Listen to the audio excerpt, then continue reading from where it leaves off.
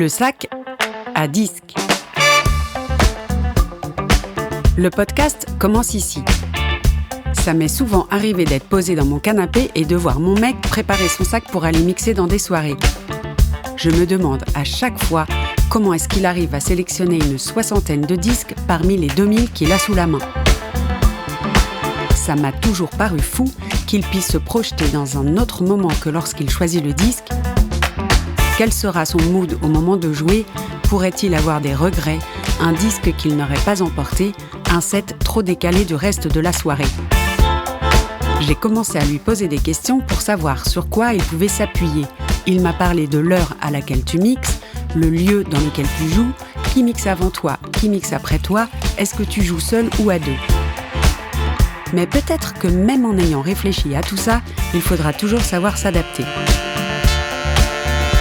J'ai même appris qu'en 2 heures, tu ne joueras pas plus de 20 ou 30 morceaux, c'est mathématique. J'ai eu envie d'en savoir plus, suivez-moi.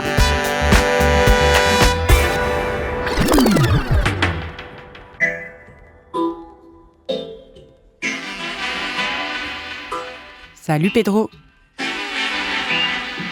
Salut Emeraude. C'est cool de t'avoir dans le podcast avec nous. Mais ça fait super plaisir.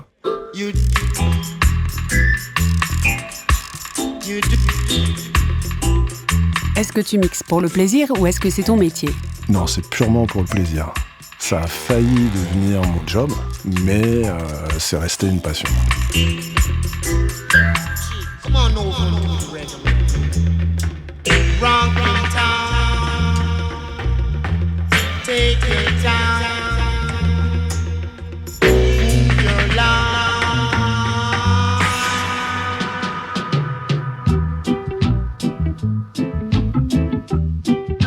À l'origine, j'avais un projet quand j'avais une 20aine d'années, c'était d'aller monter un son de système à l'étranger, au Mexique, parce que je suis d'origine mexicaine.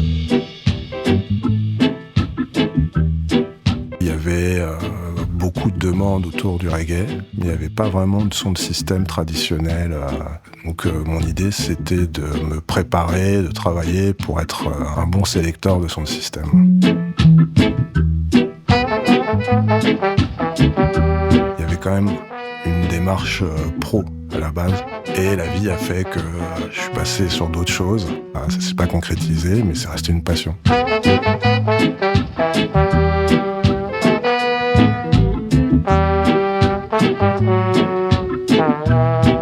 Tu peux expliquer ce que c'est un sound system ? String up the sound system. I don't want the crowd loved in. String up the sound system. Cause I know this a dance of a swing. Donc le son de système, c'est une grosse sono, souvent artisanale. Pourquoi ? Parce qu'on va chercher à jouer d'une manière puissante, pouvoir jouer en extérieur, type balle. Et en général, on recherche à ce qu'il y ait une pression acoustique, qui est vraiment quelque chose qui se passe, quoi. Ça, c'est la tradition jamaïcaine. Là, on parle des basses, où ils ont toujours eu une propension à jouer les basses très très fort. Et donc, très rapidement, le son de système, c'est devenu un montage de différents matériels pour atteindre des puissances sonores fortes et obtenir des sensations physiques. Historiquement, le son de système est très important dans le reggae, puisqu'en fait, dans la manière de divertir les gens, il y a une époque où c'était les orchestres qui étaient sollicités, mais c'était cher de payer des musiciens. Et dès qu'il a commencé à avoir du matériel accessible à la vente, les gens ont commencé à s'équiper, et avec la mode des jukebox aussi, ils attiraient beaucoup les gens pour vendre des boissons, des choses comme ça. Donc l'origine du son de système, elle est beaucoup autour de ça. Avec l'évolution de la technologie, les enceintes sont devenues de plus en plus grandes, et il y a eu toujours des compétitions aussi entre les personnes pour avoir le meilleur son de système, avec le meilleur son. Voilà un petit peu l'univers.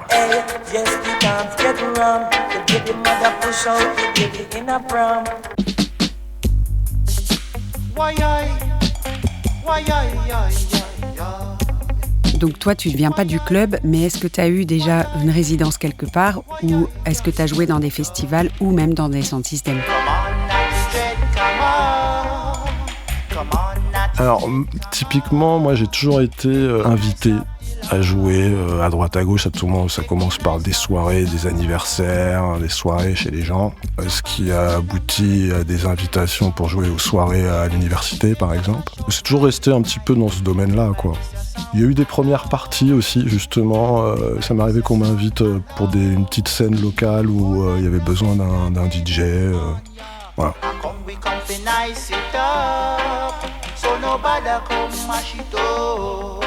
J'ai jamais été un DJ, même si le terme DJ, nous on l'utilise pas exactement comme ça, on dit selector dans la musique jamaïcaine, parce que le DJ, c'est la personne qui prend le micro et qui anime la soirée entre les disques et qui, à l'arrivée même, va toaster sur les phases B des disques. Donc ça, c'est le DJ. Moi, je me suis toujours considéré comme un selector amateur et j'ai jamais cherché un job en tant que selector. Jusqu'au jour où mon super pote, Dub Digler, m'a demandé de le rejoindre dans son aventure Green Arrow.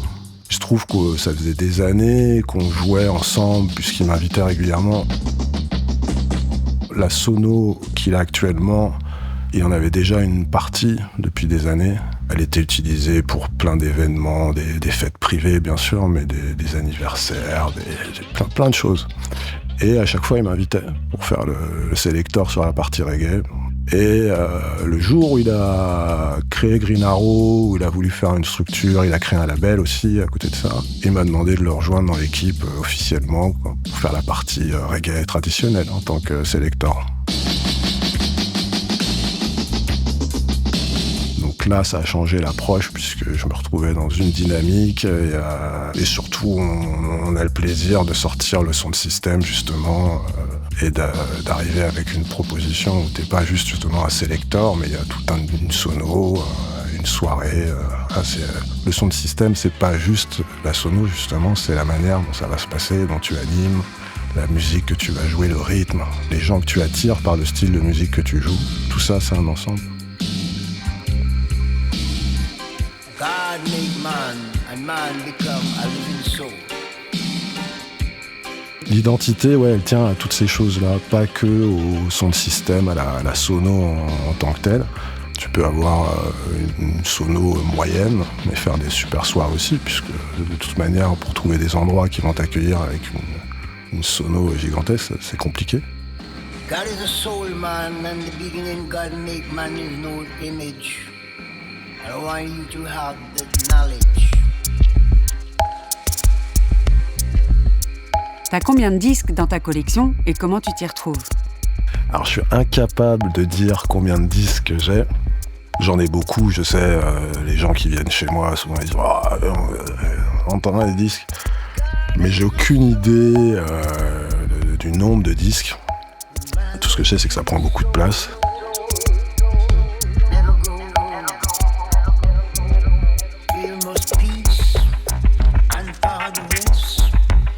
J'aime bien décrire aux gens, des fois qui me posent la question, je leur dis, chez moi, il y a des bibliothèques, j'ai plusieurs bibliothèques, grandes bibliothèques chez moi, mais plutôt que des livres, c'est plutôt des disques qu'il y a dedans, quoi. Nous, par exemple, dans le reggae, c'est des 45 tours, faut imaginer des bibliothèques Ikea pour les livres de poche. Je dois en avoir 2 comme ça, grandes, qui sont remplies de 45 tours, de haut en bas. Puis les 33 tours, j'en ai partout, dans mon salon, dans ma pièce où je consacrais à la musique. Après, c'est plus une question de quantité finalement, c'est une question de est-ce que ces disques vivent ? On se rend compte qu'il y a des milliers de disques qu'on arrive à stocker, mais finalement on les écoute pas. Donc j'ai souvent tendance à dire que j'écoute mes disques. La platine est toujours allumée chez moi et j'écoute mes disques. Je les fais tourner, quoi. Tu peux être impressionné si tu viens chez moi et tu vois le nombre de disques, et puis je vais dire ah non, moi c'est rien. Je vais tourner chez des copains, il y en a partout.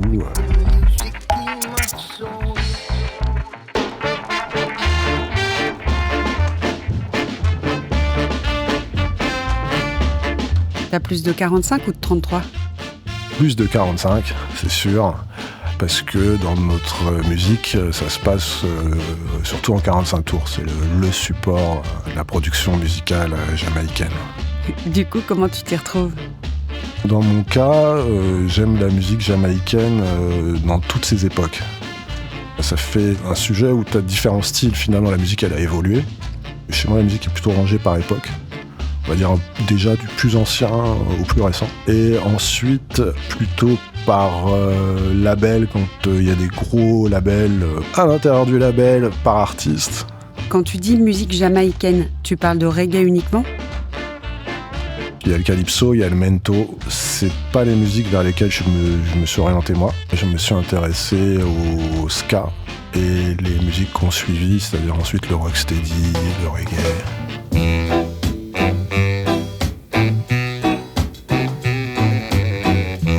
Donc moi c'est plus la musique populaire jamaïcaine, hardcore comme on dit, peu importe les époques, mais c'est ça, du début des années 60 jusqu'à aujourd'hui.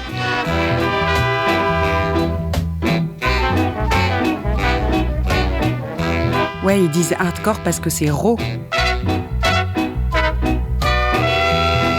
Moi, j'aime bien le terme hardcore pour dire qu'il y a la musique qui est brute. On va à l'essentiel. C'est lié souvent aussi, dans le cas de la musique jamaïcaine, aux techniques et aux moyens dont ils disposaient pour enregistrer.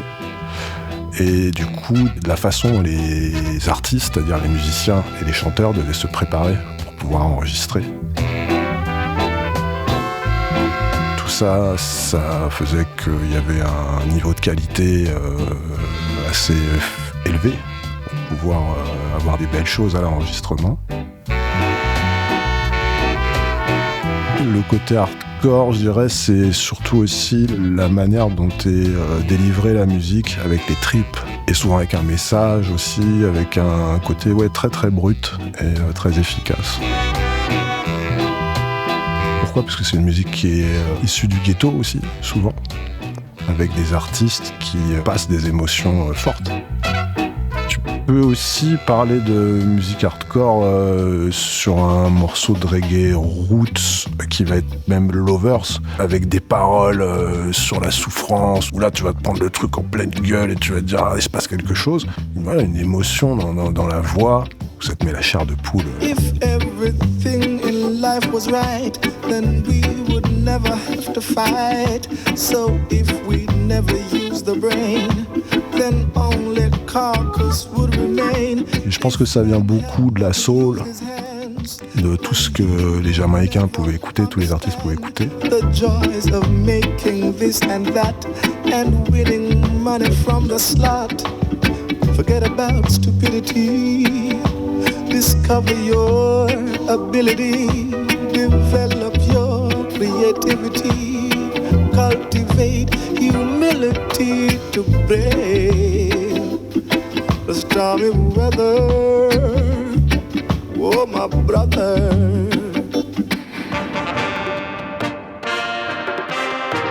C'est quoi le point de départ ? Qu'est-ce qui t'a donné envie de passer des disques ? Difficile à dire, c'est un ensemble de choses. Je crois que j'ai toujours aimé partager la musique. Ça m'est arrivé d'en faire même, de monter des petits groupes quand j'étais ado au collège avec des copains. Mais les meilleures sensations que j'avais, c'est quand tu vas jouer avec d'autres personnes, cet échange qu'il peut y avoir, ces sensations que tu as. Maintenant que j'y pense, je me suis souvent retrouvé dans les fêtes, avant même d'avoir des disques, un équipement de DJ, à choisir les morceaux. On disait vas-y, mets les morceaux. Donc je pense que quelque part ça vient de là. Pour le côté sélector dans le reggae, je pense que c'est venu sur un côté plus militant quand j'étais ado, où j'aimais bien le côté un peu rebelle de la musique, du message qui était transmis.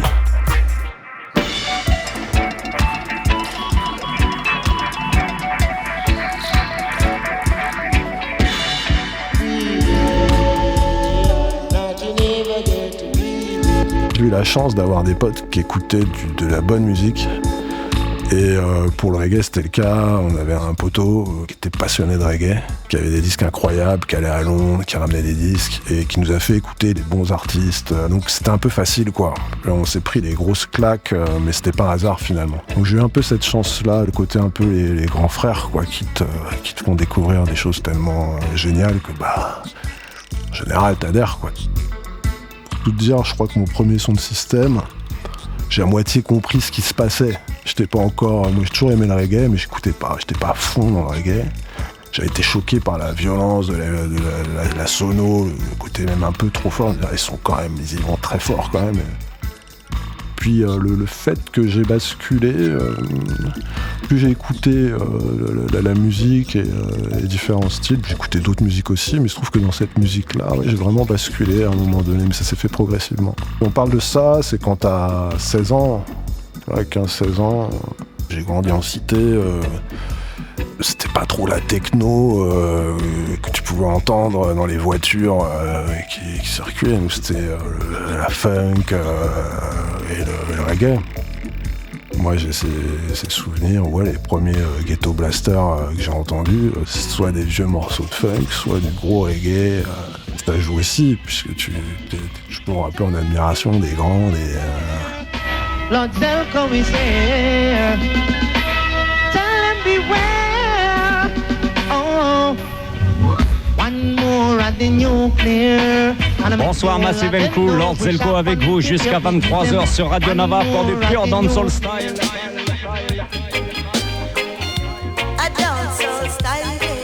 Justement, il y avait la radio, alors c'était juste à certaines heures, il y avait une petite émission ou deux, par-ci, par-là. On était à fond là-dessus, quoi.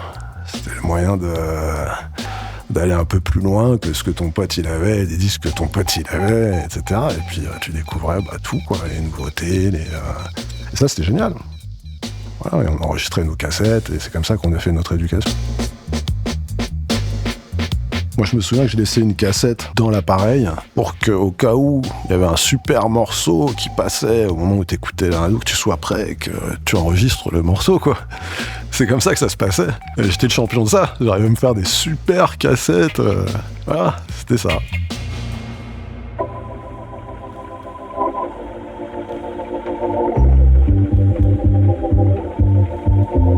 Quand tu mixes, tu préfères mixer en numérique ou en vinyle? J'ai cru comprendre que c'était pas la même chose. Je suis pas passé au numérique. Les vinyles, c'était le seul support disponible pour la musique jamaïcaine. Ça représente des caisses de disques qui sont très lourdes. Moi, je suis resté sur ça, mais l'arrivée du numérique, toutes les différentes possibilités qui ont été offertes, ont permis justement de sortir de ce problème du vinyle, quoi, et c'est très bien. Au moment où ça s'est passé, moi, j'étais full vinyle, et j'étais pas actif, j'avais pas besoin de transporter tout mon bordel. J'ai pas fait la bascule.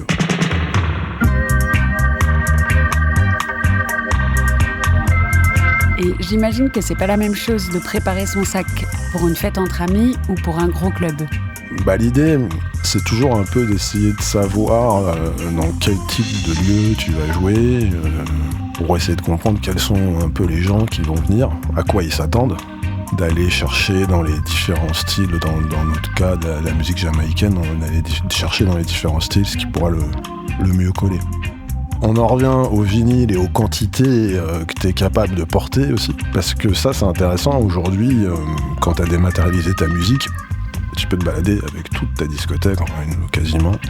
Tandis que quand tu joues avec des vinyles, tu es obligé de choisir quand même tous les disques que tu veux emmener. Dans mon cas, j'ai tendance à emmener quand même plus de disques qu'il en faut, et dans des styles un petit peu différents au cas où tu vois que le truc ça prend pas, et tu peux arriver avec une autre proposition.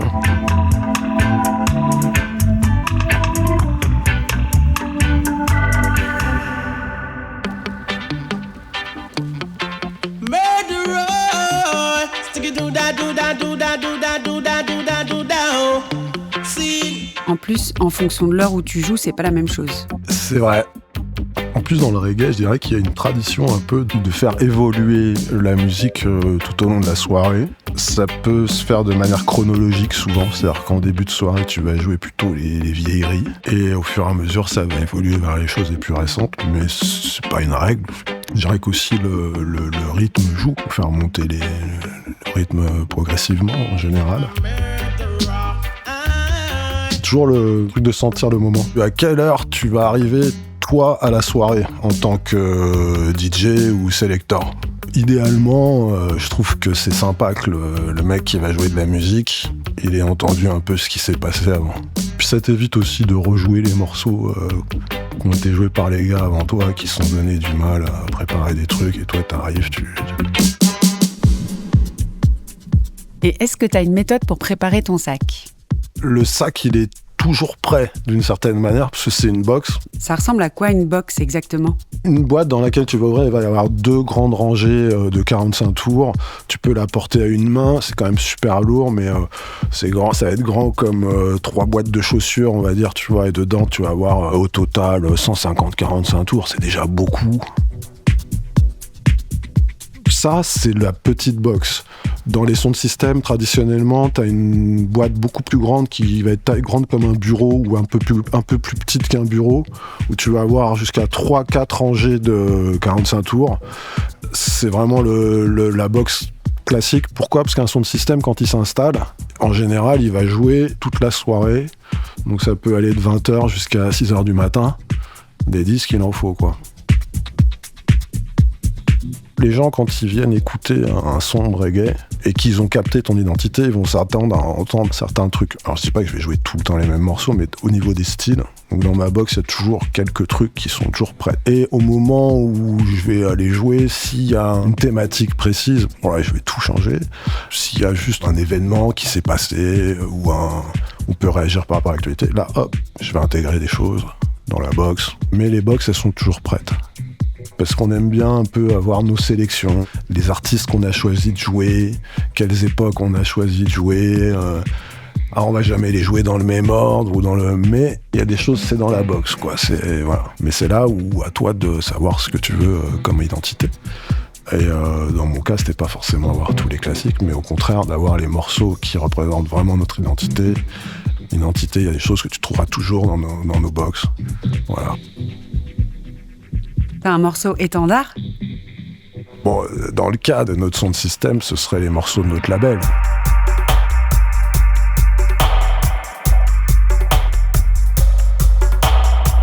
Mais il y a des morceaux qui mettent tous les gens du son de système d'accord, qui nous représentent bien. Tu t'aperçois que les gens aussi réagissent bien, ou ils savent qu'on joue ce style de morceaux, ils réagissent bien. Et c'est intéressant parce qu'on en arrive à la définition de ce qu'on appelle parfois dans les sons de système en Jamaïque les anthems. Un anthem, c'est un morceau qui va être associé vraiment à ton son de système. Ça peut être n'importe quel morceau, ça peut être un morceau qui a été enregistré exclusivement pour ton son de système. Il y a une tradition où tu peux aller voir les artistes, les emmener en studio et enregistrer des versions spéciales de leurs grands succès, mais vraiment réadaptées pour ton son de système. Donc ce genre de morceau, quand tu les joues, ça peut devenir un anthem de ton son de système, et pas forcément, ça peut être juste un 45 tours classique, mais la manière dont tu le joues, le message qu'il y a dans ce 45 tours peut être tellement associé à ton son de système que c'est un anthem. Yeah, yeah, yeah, yeah, yeah! Big up l'original Green Arrow Sound, un son de rouleur à l'heure.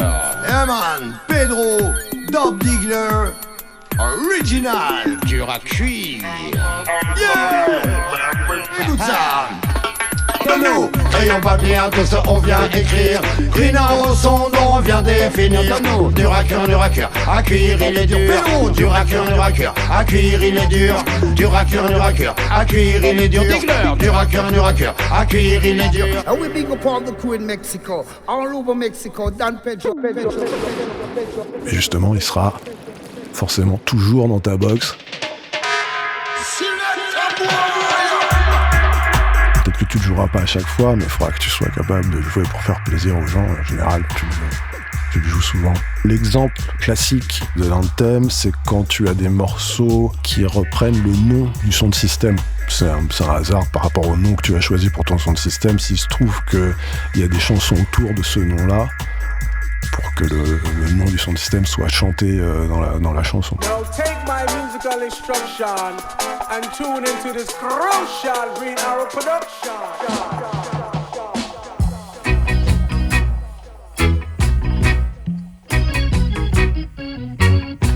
Ah, ça me rappelle les émissions de Lord Zelko dédiées au Riddim.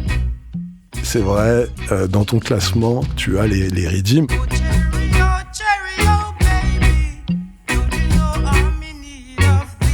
Le Cherry Baby, gros Riddim, énorme.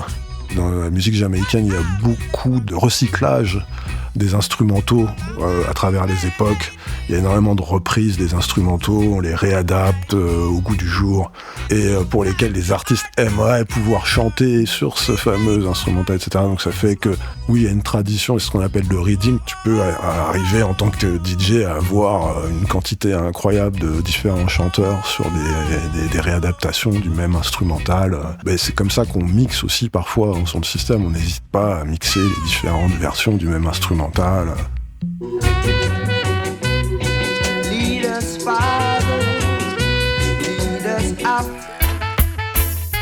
I wanna share something with you. Oh.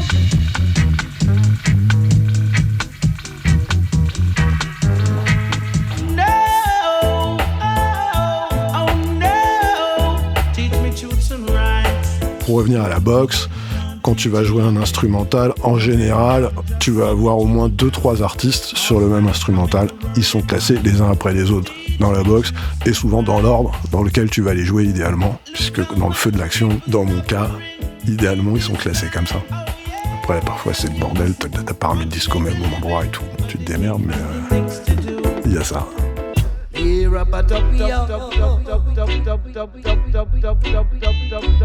T'as un Riddim préféré, toi ?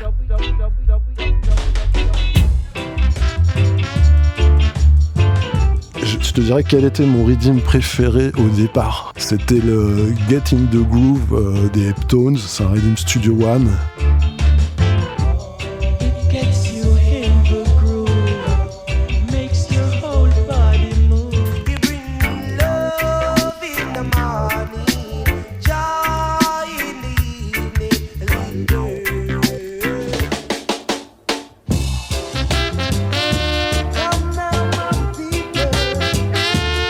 L'appelle Redneck aussi.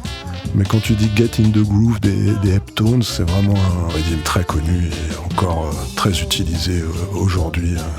C'est un Riddim que j'aimais beaucoup, mais très difficile à dire. Non, c'est très très difficile. J'aime beaucoup de Riddim, mais je prendrais celui-là puisque je me souviens beaucoup qu'au départ, j'étais fou sur cet instru, quoi. The first time the youth come on New York, them tell him youth, you mustn't skylark. Learn a trade or go to school, and don't you turn yourself in a fool. Et est-ce que t'as toujours un disque Rescue dans ton sac, un disque qui peut te sauver en cas de trou d'air dans la soirée ? Alors, ça dépend du moment de la soirée, mais oui. Alors chez nous, malheureusement, on a tous un peu le même disque Rescue. Ça va souvent être un changement de style. Et on parlait de Riddim. Le moment où vraiment les gens sont plus dans le truc et que t'as besoin un peu de réveiller, tu vas essayer de basculer dans du reggae qui bouge un peu plus, qu'on appelle dancehall. Dans ma vision des choses, je pense que c'est le Slang Tang.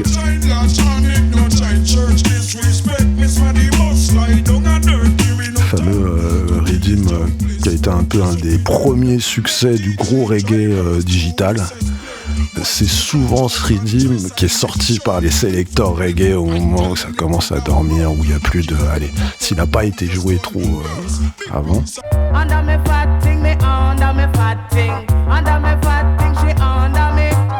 Et dans mon cas, je me souviens avoir beaucoup sorti le Andrew Paul, Who Can Make the Dance Ram.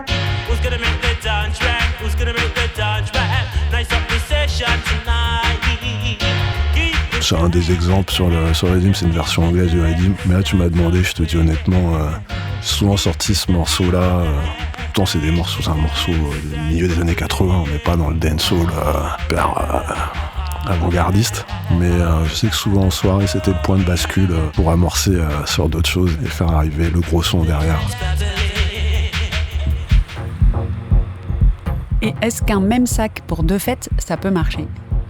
Comme je te disais, dans le cas du son de système, les box, Elle change pas trop, c'est-à-dire une fois qu'on a préparé les box, les sélections qu'on souhaite jouer aux gens, si on est amené à jouer 3 jours après, les box elles vont pas bouger. Bon, comme les box elles contiennent plus de disques qu'on peut en jouer dans la soirée, en général on va pas jouer les mêmes disques qu'on a joués, mais non, il n'y a pas de souci. Justement, d'où l'intérêt d'avoir des box bien chargées, bien préparées, complètes, variées, et non, c'est ça l'idée justement. Quel est le truc le plus fou qui t'est arrivé avec ton sac à disques ? Il y a une année, j'avais emmené une grosse box de 45 tours. Alors, c'est une boîte qui est grosse comme une valise, qui faisait plus de 40 kilos. Dis-toi que j'ai passé ça comme une valise avec mon billet d'avion. Alors j'avais essayé de mettre de la mousse à l'intérieur. Je suis arrivé à Mexico avec ça, j'étais super content, j'étais invité à jouer, bon c'était génial et tout. Quand tu prends tes 45 tours, des fois tu nettoies un peu. Et je me dis putain, c'est quoi ce truc, il y a comme une fissure, et j'en prends un autre, et encore. Et en fait, la mousse que j'avais mis dans la boîte, elle était pas assez épaisse. Et dans les avions, les mecs, ils balancent des boîtes et tout. J'en ai encore que je joue encore. Mais j'avais pris une petite claque en me disant « Ah putain, merde, là, j'ai déconné. J'ai un tiers des disques qui sont complètement fissurés. »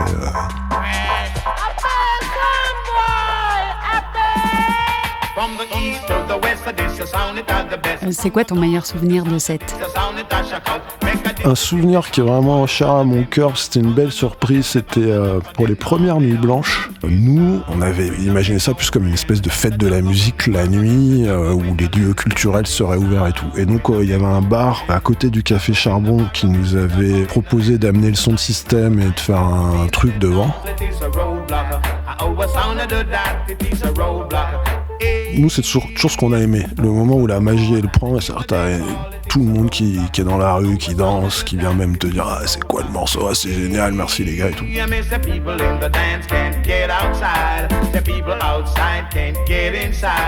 Sachant qu'avec le recul, c'était pas du tout le concept des Nuits Blanches, on n'a jamais revu ça, tu vois. Nous, on a fait un truc, voilà, c'était n'importe quoi, tu vois.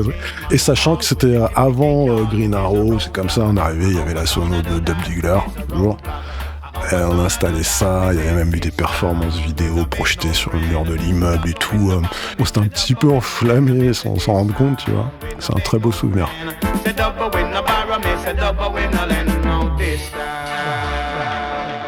Soul Maya, Lincoln to the Hey, special dedication to all the Mexican passé. Est-ce que dans tout ce parcours, t'as rencontré des artistes avec qui tu rêvais de collaborer ? Dans des sons de système, tu peux te rapprocher de certains grands artistes pour leur demander d'enregistrer, on appelle ça des specials. À l'origine, tu faisais graver ça sur des acétates, c'est comme un vinyle, on va dire, mais c'est une wax qui est gravée spécialement pour toi. Les gens des sons de système, quand ils commencent à essayer de contacter des artistes et de les enregistrer, ils ont l'occasion de passer un moment avec l'artiste. Ça se passe par des contacts. Down in the hill, 2004, I met a little youth, them call him Don Pedro. J'ai eu l'occasion de rencontrer un artiste comme ça et du coup de l'enregistrer. Il s'appelle Sugar My Nut. C'est toujours incroyable de pouvoir un peu parler avec des artistes comme ça. Et quand j'étais reparti, j'avais pas pu repartir avec mon enregistrement. Il y avait un problème, je sais pas quoi, il m'a dit tu repasses la semaine prochaine, c'est bon. J'étais un petit peu inquiet, mais j'ai dit ok, je repasse. Et je suis repassé après. Et le gars il me fait putain, je retrouve pas ton truc et tout. Donc ça dure des plombes et des plombes. On fume un gros spliff avec le mec du studio. La porte du studio s'ouvre et c'est Sugar My Nut qui rentre. On était à une semaine ou un peu plus du truc, j'imaginais pas du tout qu'il puisse être encore là.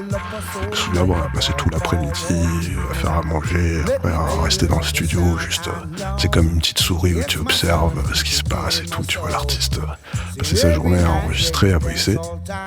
Vous avez réenregistré à la fin ? On m'a dit que Ranking Joe, enfin un autre artiste que j'aime beaucoup et qui est assez proche de Sugar My Nut, était là aussi, qu'il allait arriver et que qu'il était disposé bien sûr à se faire un billet pour enregistrer. Et donc j'ai eu l'occasion de les enregistrer tous les deux.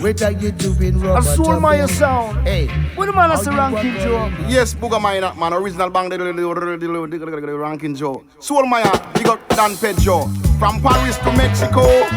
Every little thing. Wow! Them run to Babylon. Do it, yeah.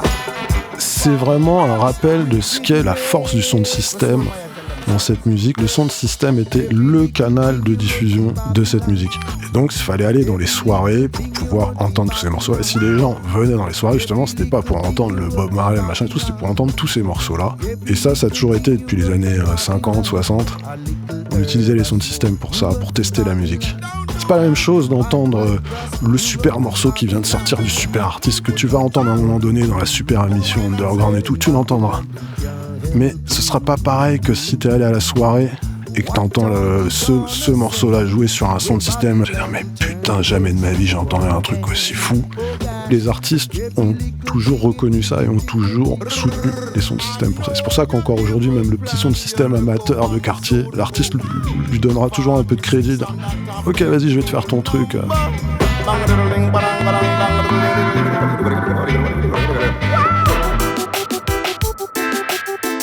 Et enfin, est-ce que tu prévois toujours un morceau pour clôturer ton set ? Je te disais que dans les soirées, on va y aller crescendo et parfois même chronologiquement. En général, les derniers morceaux, ça va être les plus avant-gardistes, les plus extrémistes dans les expérimentations sonores. Puisqu'on est à un stade dans la soirée où on a levé les niveaux au maximum dans tout. Donc en général, le dernier morceau que tu vas jouer, pour qu'il envoie la purée, il faut qu'il se passe un truc de dingue. Comme on parlait beaucoup d'un artiste qui m'a influencé, et c'était Sugar My Nut. Et ce morceau, il me tient beaucoup à cœur, c'est le morceau Give Me Jaja.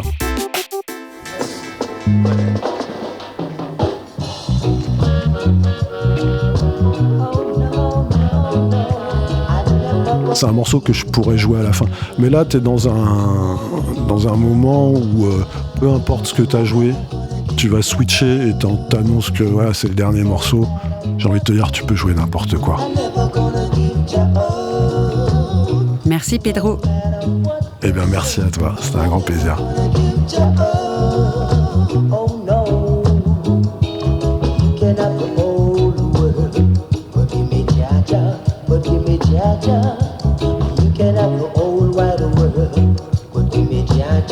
But give me Jaja. You can have the silver and gold. You can have the rubies and diamonds. You can have all the pretty pearls in this whole wide world. But I'm never gonna give ya up. No matter what they do, I'm never gonna give ya up. No matter what they say, I'm never gonna give ya up.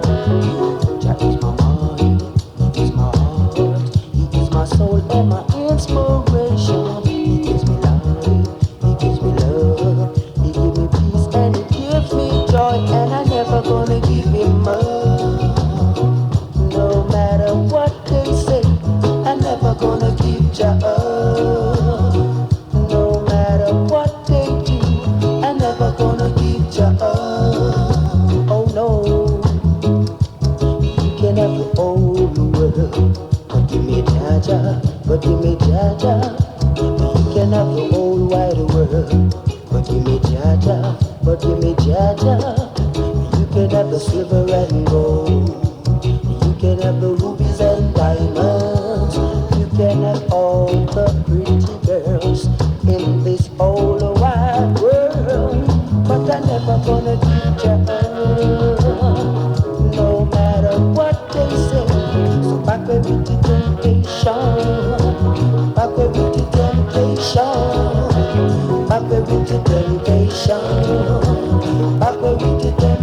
sharp.